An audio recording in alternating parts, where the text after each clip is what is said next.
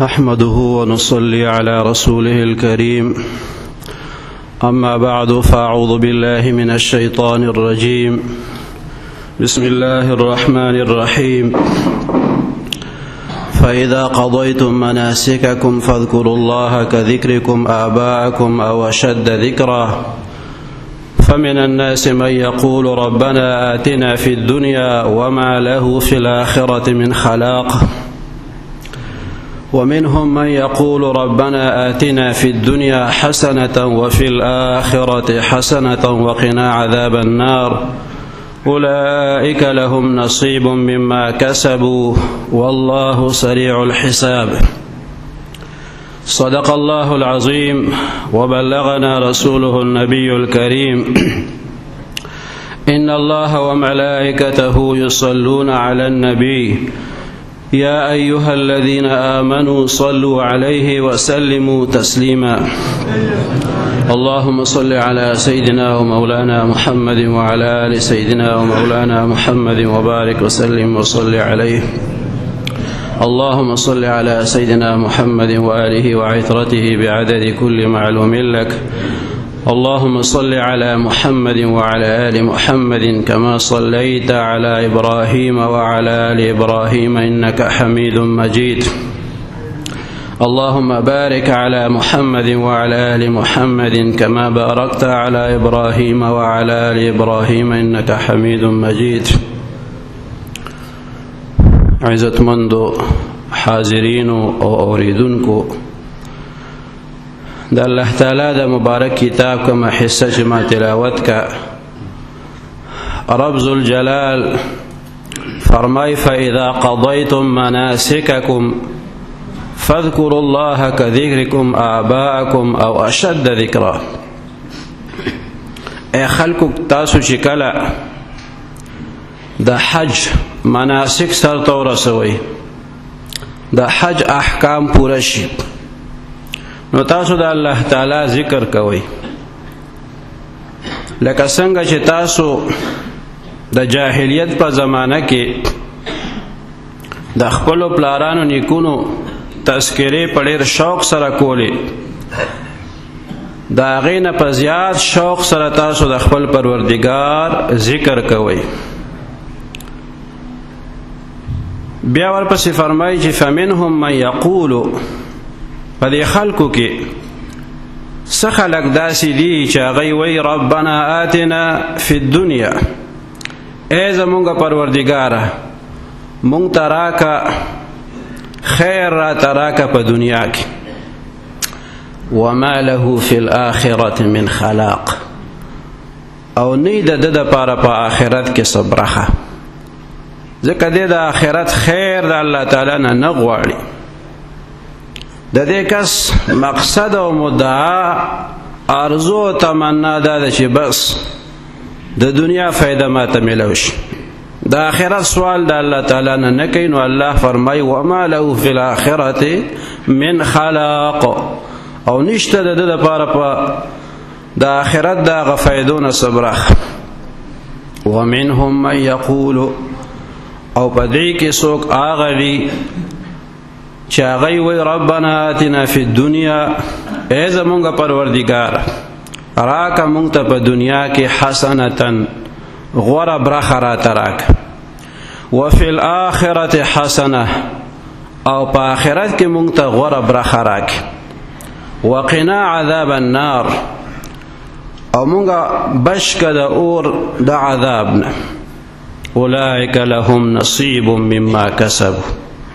دغه کسان د دې دپاره برخه ده د هغې چې دی کسب کړی دی. والله سریع الحساب او الله تعالی ډېر زر حساب اخیستونکی دی. نو دغه مبارک آیاتونه دې کې د رب ذوالجلال د طرف نه مونږ ته د ذکر تاکید دی او دغه آیاتونه مبارک تیره شوی جمعه په مسجد حرام کې د مسجد حرام خطیب هغه خپل وعظ په دغه آیاتونو باندې کړی ځکه مخاطبین چې هغه حجاج کرامو او د دنیا د ګوټ ګوټ نه راغلي حجاج کرام د مسجد حرام خطیب ته متوجه ناستو. د ټولې دنیا مسلمانان هغه غوږ ایښی دی چې مونږ ته د مسجد حرام د دغه مبارک منبر نه خطیب کم خطبه وی او کم تقریر راته کوي، کم وعظ کوي،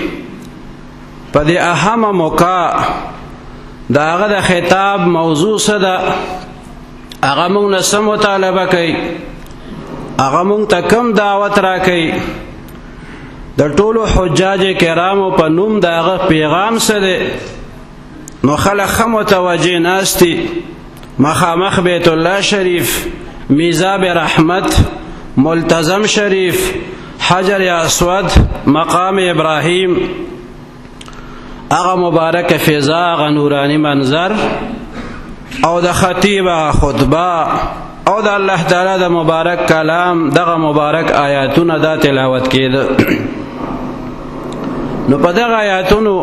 مبارکو کې مونږ ته پیغام دا دی چې اے مسلمانانو، فاذا قضیتم مناسککم، هر کله چې تاسو د خپل حج هغه مناسک سرته ورسول، فاذا قضیتم مناسککم، کله چې تاسو مناسک د حج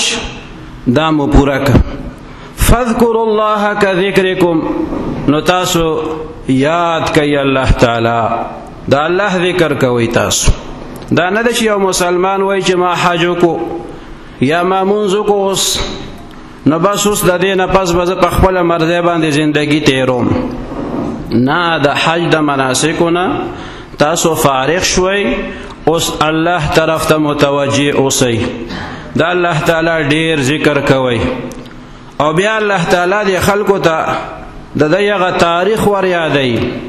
چې تاسو به پخوا د خپلو مشرانو تذکرې کولې، سره د دې چې د دې کفارو مشران بت پرستو مشرکانو، او دوی به د حج نه پس یو ځای کې کېناسته ډلې ډلې، او بیا به د خپلو مشرانو تذکرې کولې چې زما پلار دومره بهادرو چې دومره مړي یې کړي، زما پلار سره دومره اسونه او دومره اوښانو، بل به زما پلار سره دومره تورې وې، چا به دومره کسانې وجلي، چا به دومره کارونه کړي. الله تعالی فرمایي اے مسلمانانو، تاسو چې کله د حج د مناسکو نه فارغ شي نو تاسو الله تعالی طرف ته متوجه اوسئ او د خپل پروردگار په ذکر کې مشغول اوسئ، لکه څنګه چې تاسو شوق سره او ذوق سره د خپل آبا او اجدادو تذکره کوئ، او اشد ذکر، بلکې د دغه نه زیات شوق سره د الله تعالی ذکر کې تاسو مشغول اوسئ. بیا دا دو ډلو ذکر الله تعالی فرمایلو چې د حج نه پس خلق سوال کوي، او د حج د مناسکو دوران کې سوال کوي، او دغه مبارکو مقاماتو کې د دعا د قبلېدو د غزینو کې خلق د خپل ارمان چې دی هغه د الله نه غواړي. نو کفارو به مشرکانو به د حج مناسکم ادا که، او چې بیا به لاس پورته کوي به خدای ما ته دومره اوښان راکړي، خدای دومره چیلې راته راکړي، دومره ګډې بیزې راته راکړي. مسلمانانو ته الله تعالی تعلیم ورکوي چې کم خلق صرف د دنیا خیر غواړي نو دا هغه دپاره د آخرت د فایدو هیڅ برخه نشته دی. ما له فی الاخرة من خلاق. ځکه د هغه خلکو اولنی مقصد دا چې دغه مبارکو ځایونو ته مونږ لاړ شو، دعاګانې پکې قبلیږي، نو مونږ به پکې د الله نه د دنیا هغه ګټه غواړو. نو د هغې باره کې د الله فیصله دا ده چې د دې دپاره په آخرت کې د آخرت په هغه خیر کې هیڅ برخه نشته دی. او ومنهم من یقول، او په دې خلکو کې څه خلک داسې دي چې هغوی وایي ربنا آتنا فی الدنیا حسنه، ای زمونږ پروردګاره مونږ ته راکه په دنیا کې حسنه،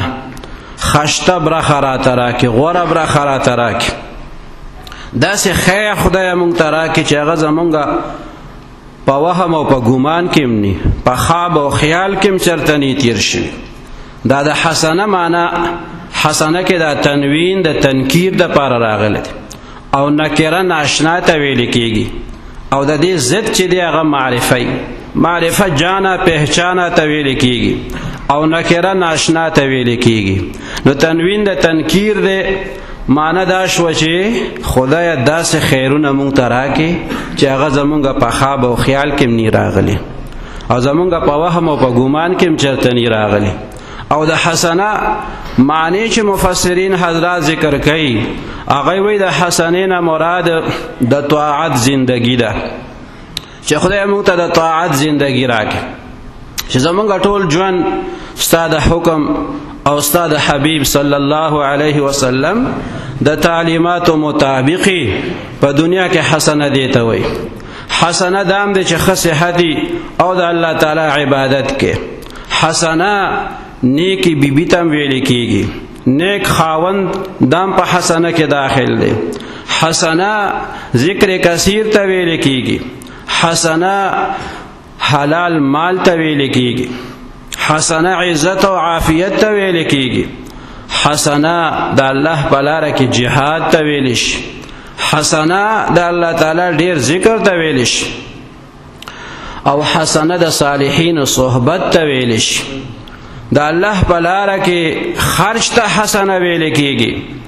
هر خیر چې په هغه باندې انسان الله ته نږدې کیږي هغه ته حسنه ویل شي نو مونږ په دې دعا کې د الله نه حسنه غواړو چې ربنا آتنا فی الدنیا حسنه ای زمونږ پروردګاره مونږ ته راکه په دنیا کې حسنه وفي الآخرة حسنه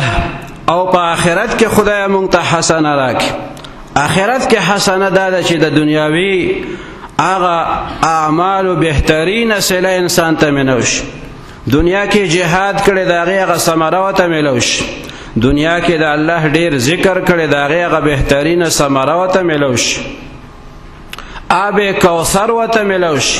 د رسول الله صلی الله علیه وسلم د مبارک جنډې لاندې راجم شي په خلکو کې راشده حسنه ده او دا حسنه ده چې د رب العالمین دیدار وته نصیب شي نو الله تعالی دې موږ ته په دنیا کې حسنه راکړي او په آخرت کې دې الله تعالی موږ ته حسنه راکړي صحابه به د حسنه تفسیر چې کولو هغه به نور طاعاتم پکې داخل دي او جهاد فی سبیل الله په دنیا کې حسنه ده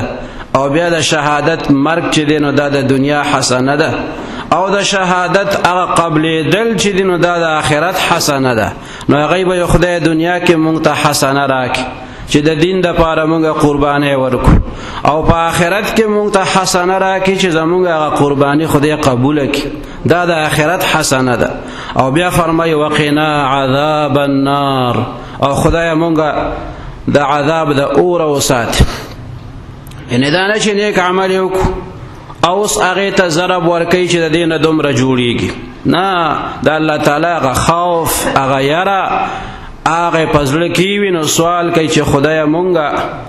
په خپل عمل باندې د عذاب نه نشو بچ کېدای ستا په فضل باندې به بچ کېږو نو سوال کوي د الله خبندگان چې خدای مونږه د عذاب د اور او ساتي وقنا عذاب النار اولئک لهم نصیب مما کسبوا دغه خلق دا چې د الله نه په دنیا کې حسنه غواړي او په آخرت کې هم حسنه غواړي د دې باره کې الله فرمایي اولئک لهم نصیب مما کسبوا دغه خلق چې د دې لپاره برخه ده د هغه چې دوی کسب کړي دي یعنی یوازې دعا نه ور سره کسب هم پکار دي یو سړی دعا هم کوي بل تم وی دعا راتو کا دی به کسب هم کوي دی به محنت هم کوي دی به مجاهده هم کوي دی به ریاضت هم کوي دی به مشقت هم برداشت کوي تکلیف به برداشت کوي او دعا به کوي نو دی به کامیابی ته رسي اولئک لهم نصیب مما کسبوا هغه دعا پسې الله تعالی د کسب تذکره فرمایله دا نه چې صرف دعا باندې د اکتفای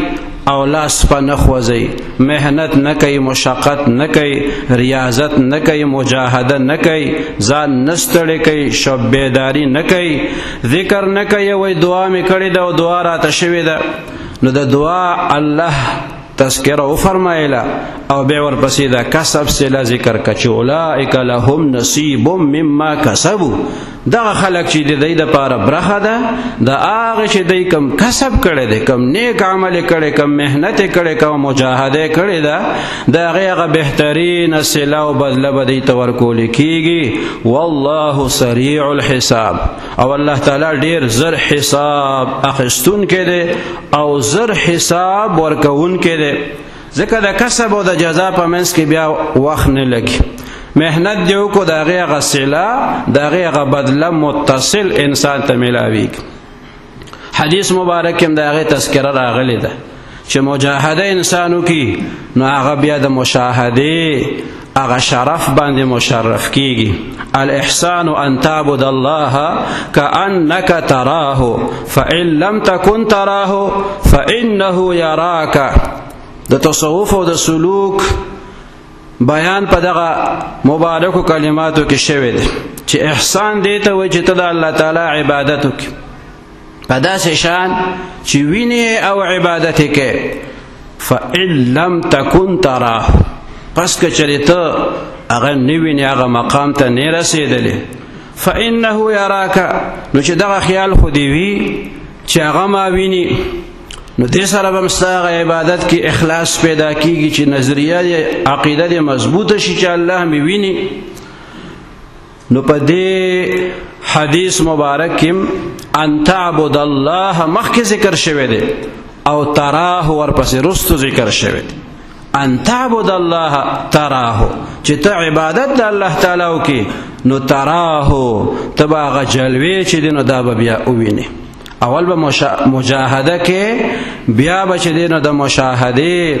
هغه انعامات تا ته میلاویږي وی اول اخره د ځان غوښې بیا اخره د ښکار غوښې مجاهده مخکې ده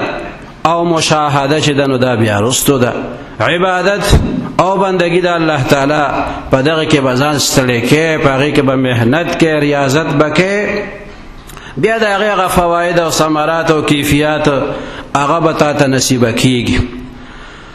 حضور پاک صلی الله علیه وسلم مبارک یو سړی ولیدو چې داسې ډېر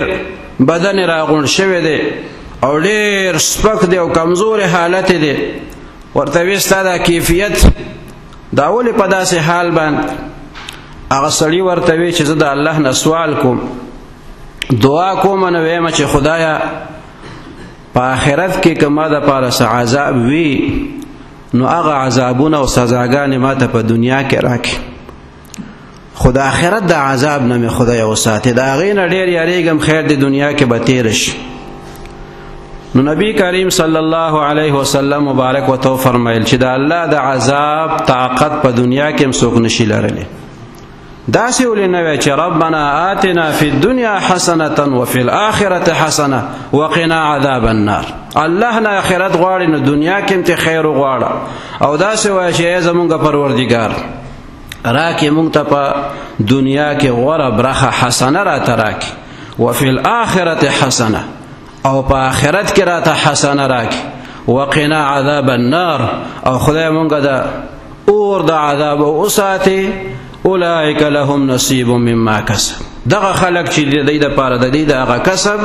بهترین صله او برخه ده او والله سریع الحساب او الله تعالی ډیر زر حساب اخیستونکی دی هغه د چا عمل ضایع کوي نه الله تعالی بهترین صله ورکوي او څومره چې د چا اخلاصي په عمل کې نو د هغې مطابق صله او بدله انسان ته ورکولی کېږي د الله په کاغذونو کې د چا فایل نه روکېږي فمن يعمل من الصالحات وهو مؤمن فلا كفران لسعيه وإنا له كاتبون هغه څوک چې هغه نیک عمل وکړي که هغه نارینه او که هغه زنانه وه خو چې نیک عمل یې کړی او د ایمان خاوندو نو د هغه عمل بهترینه صله به دته ورکولی کېږي او فلا کفران لسعیه داغه کوشش داغه مجاهده داغه محنت او سعی او کوشش د هغې به ناشکري او بې قدري نه کېږي ځکه الله تعالی شکور ذات هغه د چا د عمل بی قدری نه کوي. یو عمل چې د قبلېدو لایق د الله د رضا دپاره شوي هېڅ کله هغه نه ضایع کېږي. د هغې هغه صله انسان ته الله تعالی په دنیا کې هم ورکوي او په آخرت کې هم ورته ورکوي. نو الله تعالی شکور ذات، هغه په لږه نیکۍ باندې هم ډېر خوشحالیږي او د لږې نیکۍ هم هغه سره ډېر قدر دی. نو د دغه مؤمن دغه نیک عمل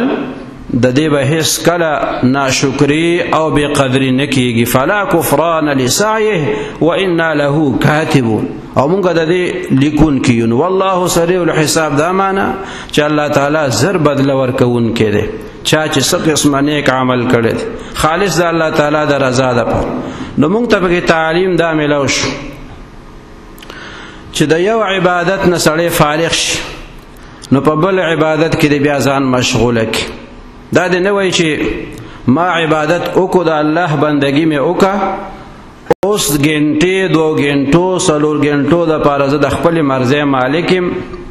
چې څه مې خوښه یي هغه به کوم، او بیا چې کله مازدیګر شي نو بیا به د الله عبادت کوم، او بیا به ماښام پورې خپله مرضي وي، او بیا به د ماښام مونځ او بیا ماسخوتن پورې خپله مرضي. نه، د یو عبادت نه فارغ شي نو په بل عبادت کې ځان مشغول کړه، د بل عبادت نه فارغ شي نو په بل کې ځان مشغول کړه. چې کوم د آسان ښکاري خیر دی په هغې کې ځان مشغول کړه، خو د الله د یاد نه هېڅ کله مه غافله کېږه. فاذا فرغت فانصب والى ربك فارغب. اے حبیب صلی الله علیه وسلم، کله چې ته دین طرف ته خلق رابلې او د مسلمانانو اصلاح کې او د هغې تربیت کې، هغې ته تعلیم د کتاب او د حکمت ورکې او جهادونه کې کوششونه د دین دپاره کې، د هغې هر څه نه چې فارغ شي نو الله تعالی طرف ته متوجه اوسه. د شپې اوقاتو کې عبادت د الله تعالی کوه، ستا کوشش د ورځې د الله د رضا دپاره دی. نو دا شپم بیا په غفلت کې تیرول نه دي پکار. چې یو سړی وایي ما خو ټول ورځ جهاد وکړو نو اوس به زه د شپې عبادت څنګه کوم؟ نه، د صحابو صفت دا دی چې هغه فرسان بالنهار ورهبان باللیل، د شپې د الله عبادت کوونکي او د ورځې جهاد کوونکي د الله تعالی په لاره کې. نو د مؤمن صفت دا پکار دی چې د هیڅ صورت کې انسان باندې غفلت نه راولي او د غفلت نه د ځان ساتي. د یو عبادت نه فارغ شي نو په بل عبادت کې د ځان مشغول کی، د هغې نه فارغ شي په بل کې د ځان مشغول کی. نو الله فرمایل چې فاذا قضیتم مناسککم فاذکروا الله کذکرکم. تاسو چې کله د حج مناسک سرته ورسول نو د الله تعالی په ذکر کې تاسو مشغول اوسیږئ او ډېر ذکر د الله تعالی کوئ. د رمضان روزې څوک ونیسي نو دا مطلب نه دی چې د اختر شپه شوه نو اوس د اختر دا شپه په غفلت کې تېره کړه. نه، د اختر په شپه باندې هم عبادت پکار دی او د اختر په ورځ باندې هم تکبیرونه پکار دی او د الله بندګي پکار دی او د الله تعالی د رضا کارونه پکار دی. مالی عبادت، جانی عبادت، مرکب عبادت، په هغې کې د انسان همیشه ځان مشغول ساتي. نو د دغه آیاتونو مبارکو تعلیم او خلاصه زمونږ دپاره دا ده چې تاسو د یو عبادت نه فارغ شئ نو په بل عبادت کې بیا ځان مشغول ساتئ او د الله تعالی طرف ته همیشه متوجه اوسئ او د الله تعالی نه چې خیر غواړئ سوال کوئ نو د دنیا او د آخرت هغه نیکه برخه، هغه غوره برخه حسنه، هغه د الله تعالی نه غواړئ او د غوښتلو سره سره مجاهده کوئ، کوشش کوئ، کسب او محنت کوي او ورسره د الله نه سوال. نو الله تعالی به د هغه کسب او د هغه دعاګانو، د هغه سوالونو، د هغه عملونو بهترین نتیجه او ثمره تاسو له درکړي. الله تعالی دې په قرآني تعلیماتو باندې پوهه او عمل مونږ ته نصیب کړي. واخر دعوانا ان الحمد لله رب العالمين. الحمد لله رب العالمين والصلاة والسلام على أشرف الأنبياء والمرسلين وعلى آله وأصحابه أجمعين. اللهم أنت إلهنا ومعبودنا فلا تكلنا إلى أنفسنا طرفة عين، وأصلح لنا شأننا كله، لا إله إلا أنت. اللهم إنا نسألك موجبات رحمتك وعزائم مغفرتك والغنيمة من كل بر والسلامة من كل إثم. لا تدع لنا ذنبا إلا غفرته، ولا هما إلا فرجته، ولا مريضا إلا شفيته، ولا ولدا إلا أصلحته وعلمته، ولا مجاهدا إلا نصرته، ولا عدوا إلا أهلكته وخذلته، ولا حاجة من حوائج الدنيا والآخرة هي لك رضا ولنا فيها صلاح إلا قضيتها ويسرتها يا أرحم الراحمين. ربنا آتنا في الدنيا حسنة وفي الآخرة حسنة وقنا عذاب النار، وأدخلنا الجنة مع الأبرار يا عزيز يا غفار يا رب العالمين. رب اجعلني مقيم الصلاة ومن ذريتي ربنا وتقبل دعاء. ربنا اغفر لي ولوالدي وللمؤمنين يوم يقوم الحساب. وصلى الله تعالى على خير خلقه سيدنا ونبينا وشفيعنا محمد وعلى آله وأصحابه أجمعين برحمتك يا أرحم الراحمين.